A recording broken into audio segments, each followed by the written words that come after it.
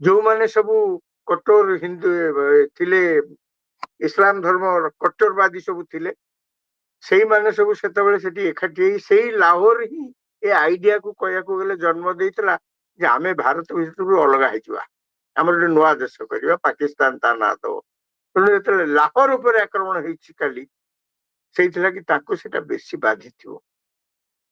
खाली सेतिकी नुहे आपण लक्ष्य करिवे आज दिन भितरे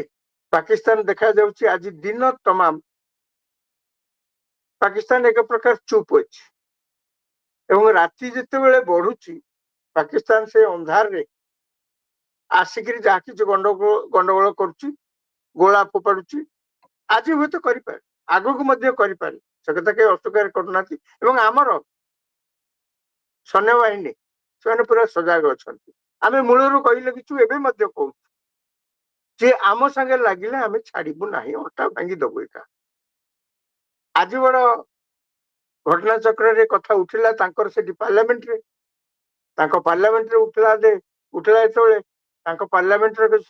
मंत्री जी सी कहले उठिकी कहले आमे काली भारत जेतेबेले पुणी पकेला प्रत्युत्तर जहाँ सब आक्रमण आमको जो कर नष्ट कला आमे चाहिए आहरी अधिकांश नष्ट कर किसी तो नष्ट कर कहले आम नष्ट कर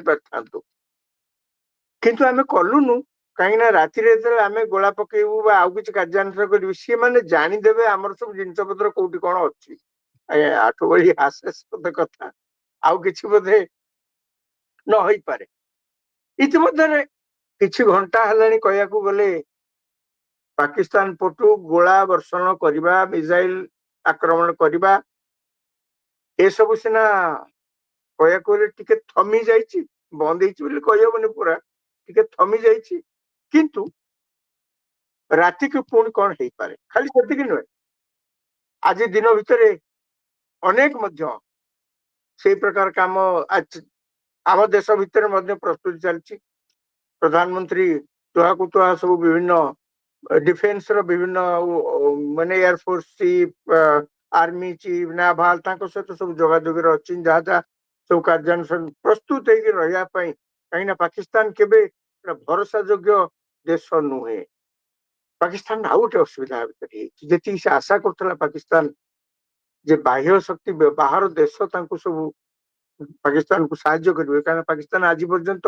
चारिड़े मिछ कही बोलूला आमको आज्ञा भारत आक्रमण करुच्ची भारत निज देश में गंडगोल कर लोक सरकार विरुद्ध देश विरुद्ध गंडगोल कर हिंसाकांड कर बाकी भारत मिछटारे आम मुंडे अठा बेली पशि पड़ती चारिड़े जो चलता एथरक पाकिस्तान अनुभव कर देखा आज से कथा देखा ना अमेरिका ना इंग्लैंड ना यूरोपियन यूनियन कहीं पाकिस्तान को साहाଯ୍य कला भली तार जहाँ कहती हौसला बढ़ेवा पदे कथा कहना कहीं समस्ते अनुभव कर समस्ते पृथ्वी अनुभव कर ये गोटे देश यार एकमात्र काम है आउ किसी करवानी एकमात्र काम है सेठी आतंकवादी मान तैयारी करी चारिआडे पठेवा एवं भारत भितर जाकर सब प्रकार गंडगोल करवा जो देश ये जन्म होता 1947 मसीह तेणु कहीं आज पाकिस्तान को सपोर्ट कर कौन कथा कही ना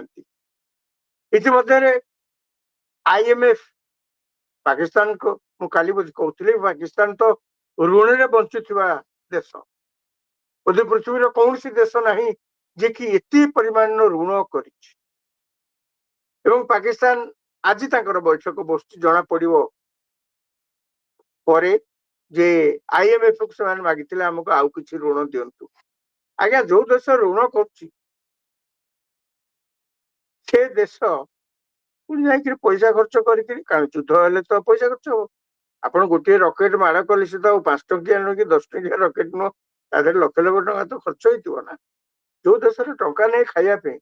जो देश अटा केजी कहीं कौन जो देश अंडा गोटाक माने आकाश छुआ दर सब जो देश भी पानी आम तो बंद कर देचु सिंधु नदी अवस्था आहरी खराब है से देश पुणी अंटारे गामछा भिड़िकी युद्ध करने को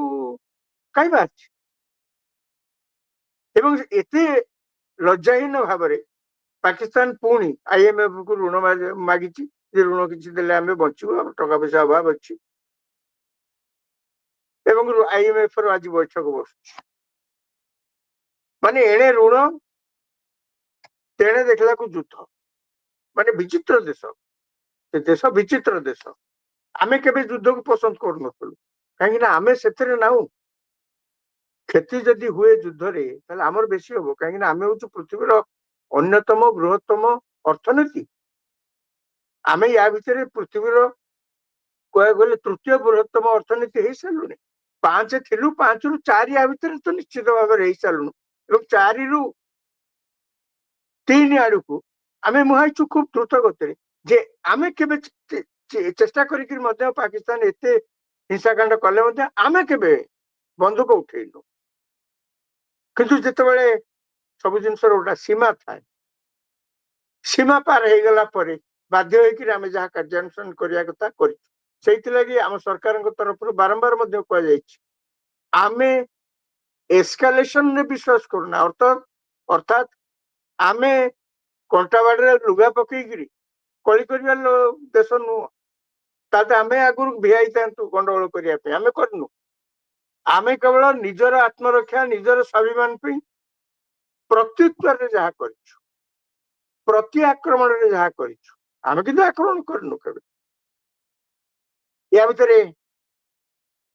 ଭାରତ ମଧ୍ୟ ତାର ସବୁ ପ୍ରକାର ପ୍ରସ୍ତୁତ ଚଲେଇଛି। ଆଉ ପାକିସ୍ତାନରେ ଆଉ ଗୋଟେ କଥା ଦେଖିବାକୁ ମିଳୁଛି, ଆପଣ ଜାଣିଥିବେ ଆଜ୍ଞା, ଆଜିକାଲି ସୋସିଆଲ ମିଡିଆର ଯୁଗ। ଆମ ଦେଶରେ ଯୋଉ ସବୁ ବଡ ବଡ ସେଲିବ୍ରିଟିଜ ଅଛନ୍ତି, ସେ ସେଲିବ୍ରିଟିଜ ମାନେ